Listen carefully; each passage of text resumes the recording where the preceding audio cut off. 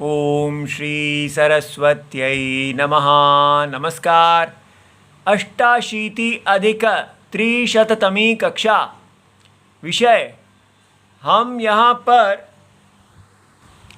समर्थ पद विधि 211 ये सूत्र को देख रहे थे और इसके अंदर हम देख रहे थे कि काशिका में जो अनेक सूत्र दिए गए हैं वो समास के सूत्र, उनके अधीन जो समास होता है उनके पदों के अंदर, सुबंतों के अंदर क्या वहाँ पर समर्थता है या नहीं है, उसी के अंदर हमने ये वाला सूत्र चतुर्थी तदर्थ अर्थ बलि हित सुख रक्षितैः 2136 ये कल किया था। इसका केवल तदर्थ के साथ जो चतुर्थी अंतम सुबंत का समास होता है वो हमने कल किया और उसमें हमने देखा कि समास जो है जैसे यूपाय दारू, यूप के लिए दारू माने यूप बनाने के लिए लकड़ी, तो इसमें प्रकृति विकृति भाव में ही समास होता है। माने कि यूप जो है वो लकड़ी का बना हुआ है और तो समास हो जाएगा, लेकिन रंधना इस थाली में नहीं होगा क्योंकि पकाने के लिए पात्र, क्योंकि पकाना जो है वो पात्र का नहीं बना हुआ, इसलिए ये समास नहीं होगा।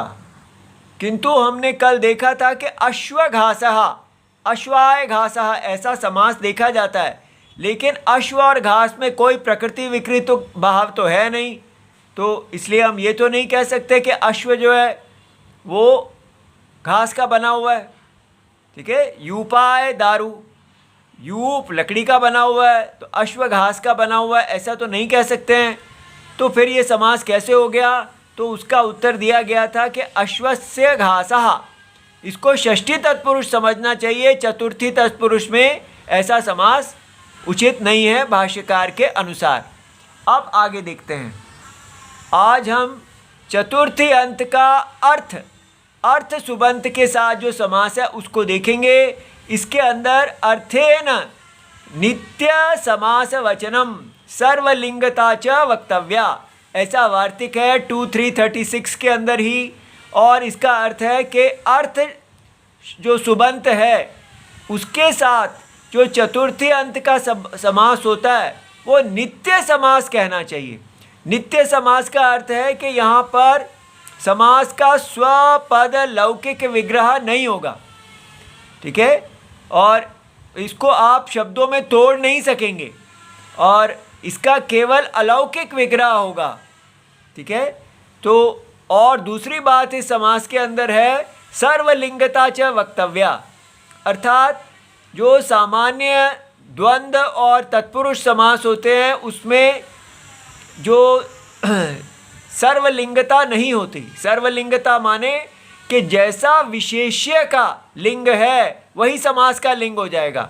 अगर विशेष्य पुल्लिंग है तो समास भी पुल्लिंग हो जाएगा, विशेष्य नपुंसक है तो समास का लिंग भी नपुंसक होगा, विशेष्य स्त्रीलिंग है तो समास का भी जैसा बहुव्रीहि में होता है वैसा ही होगा यहाँ भी। तो इसको देखते हैं। तो पहले ये सूत्र देखते हैं। ये सूत्र है परवलिंगम द्वंद्व तत्पुरुषयोः 2426। ये कहते हैं कि समास के अंदर जो उत्तर पद है, उत्तर पदस्य या परस्य सुबंतस्य या लिंगम, जो अंतिम पद का जो लिंग है तद्भवति, वही लिंग होगा किसमें? द्वंद्व में, अर्थात इतरेतर योग द्वंद्व में। समाहार में तो नपुंसक ही होता है, लेकिन इतरेतर योग द्वंद्व जहाँ होगा वो अंतिम पद का जो लिंग है वही होगा। और तत्पुरुष में भी जो अंतिम उत्तर पद है उसी का लिंग पूरे समास का लिंग माना जाएगा। जैसे कष्ट श्रितः, श्रित पुल्लिंग है तो ये समास पुल्लिंग ही होगा, तो ये हमेशा पुल्लिंग का ही विशेषण बनेगा, यहाँ आप श्रिता नहीं कर सकते। इसी प्रकार ग्रामश्च पुरम च नगरी च, तो अंतिम पद नगरी स्त्रीलिंग है तो सारा समास ग्राम पुर नगर्यः हो जाएगा। लेकिन ये वार्तिक कहते हैं कि यहाँ अपवाद है, जब अर्थ के साथ समास होगा तो अर्थ शब्द विशेष्य के अनुसार लिंग लेंगे। जैसे देखिए ब्राह्मण अर्थम पयः।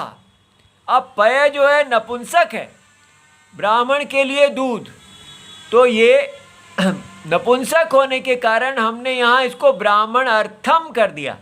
ठीक है, तो इसका विग्रह होगा ब्राह्मणाय इदम। ठीक है, क्योंकि ये नित्य समास है तो इसको हम ब्राह्मणाय अर्थ नहीं कह सकते। ठीक है, तो ब्राह्मणाय इदम, और इदम क्यों कहा, क्योंकि पयस नपुंसक लिंग है तो इसलिए यहाँ इदम आ गया। तो और इसका अलौकिक विग्रह जो है वो ब्राह्मण ङे चतुर्थी अर्थ सु ऐसे कर दिया जाएगा। लेकिन अगर यहाँ आ गया ब्राह्मण अर्था यवागु, अब यवागु स्त्रीलिंग है तो ब्राह्मण अर्था हो जाएगा। ठीक है, तो कैसे तत्पुरुष समास का जो में सर्वलिंगता आ गई, ये विशेष है। ब्राह्मण के लिए यवागु, तो यवागु माने लपसी जौ या चावल का विरल द्रव। अच्छा, अब ये देखिए इसी प्रकार और भी समास हैं। इंद्राय इदम, इंद्रार्थम हविहि, हविष जो है नपुंसक लिंग है तो इंद्रार्थम हो गया। अग्नये इयम, तो अग्नि अर्था आहुति, तो आहुति ने विशेष्य है, ये विशेष्य ने बताया कि यहाँ ये स्त्रीलिंग है तो इधर इयम लगाओ और यहाँ अर्था लगा दो। मह्यम इदम मदर्थम धनम, धनम नपुंसक है तो मदर्थम हो जाएगा और यहाँ इदम आ जाएगा। तुभ्यम इदम त्वदर्थम धनम, इसी प्रकार ये नपुंसक है त्वदर्थम हो गया, इदम हो गया। अब ये जानना है कि ये मदर्थम और त्वदर्थम कैसे बन गया, तो कहा जाता है युष्मद ज्ञे अस्मद ज्ञे। ठीक है, का जब यहाँ सु के साथ समास होता है तो शुभ लुक, ये ज्ञे और सु का लुक हो जाता है, होने पर प्रत्यय उत्तर पदयोहो च 7 to 98 सूत्र के द्वारा युष्मद और अस्मद शब्दों को मां पर्यंत, तो यहाँ युष्मद ऐसे, तो ये मां तक जो है क्रमशः त्व और म आदेश हो जाता है। ठीक है, होकर अतो गुणे 6197 से पर रूप करके त्वदर्थ और मदर्थ रूप बन जाते हैं। ठीक है, तो यहाँ पर जो अ और अ आ जाता है उसमें फिर से अ हो जाता है और ये रूप बन जाते हैं। तो और समास है उदकाय अयम, तो उदक अर्थः घटः, जल के लिए घट घड़ा, तो ये पुल्लिंग है तो यहाँ भी पुल्लिंग हो गया, इधर भी पुल्लिंग हो गया। आतुराय इयम, तो रोगी के लिए यह यवागु, तो आतुर अर्था हो जाएगा क्योंकि यवागु स्त्रीलिंग है। पित्रे इदम, पित्रार्थम पयः, पयस नपुंसक है तो यहाँ इदम हो गया और पित्रार्थम हो गया। ठीक है, इति सर्वम शिवम। अब जो बाकी शब्द रह गए हैं उनको हम कल देखेंगे। ओम नमो भगवते वासुदेवाय, प्रणाम।